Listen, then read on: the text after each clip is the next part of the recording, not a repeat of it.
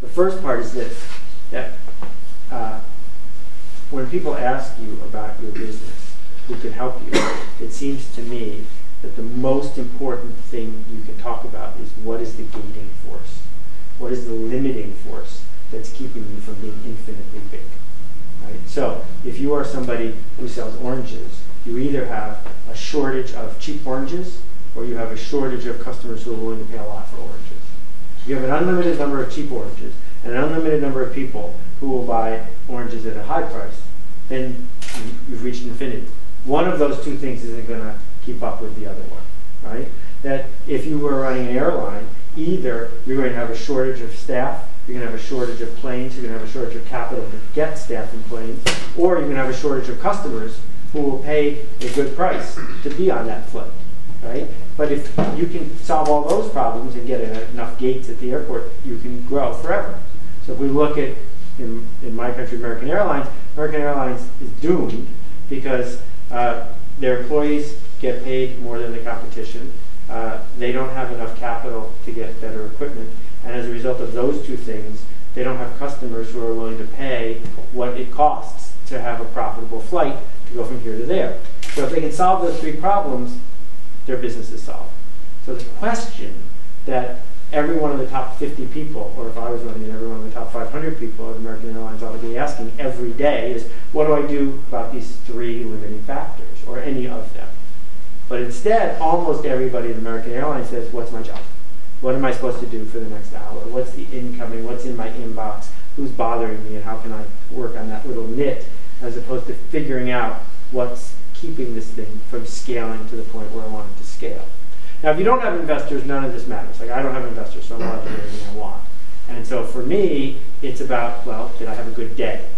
But when I was running a company that had investors, that wasn't the challenge, because I had already signed off when I took their money. I'm solving their problem, not my problem.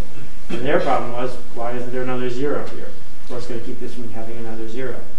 So when I look at Squidoo, the internet company I run now, we're the 65th biggest website in the United States, and there's 6 full-time employees. And we, every day, look at this question of how do we get more people to build pages? And how do we get more people to visit those pages? Because if more people build pages and more people visit the pages, everything else will take care of itself.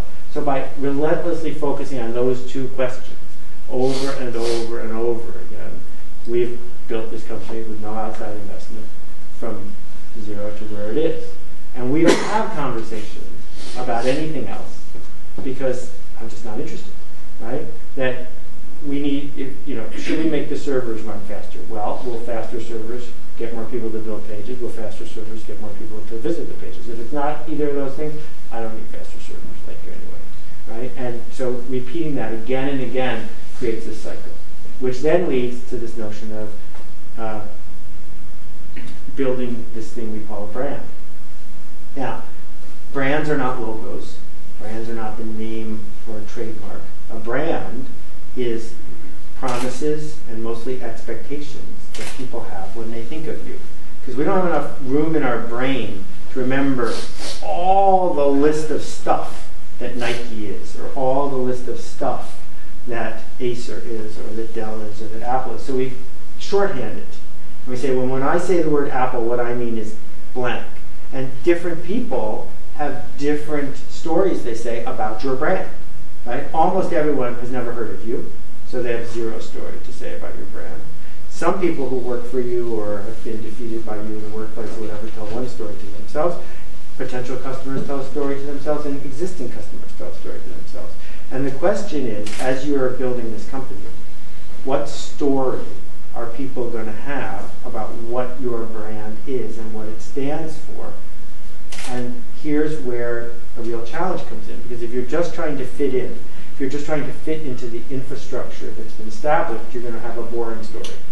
Because the magic of a boring story is it won't offend anybody. The magic of a boring story is no one will complain or yell at you. But if you have a remarkable story, then people will talk about you. Some people will say, I want nothing to do with you, which is inevitable if you're going to build a brand of value.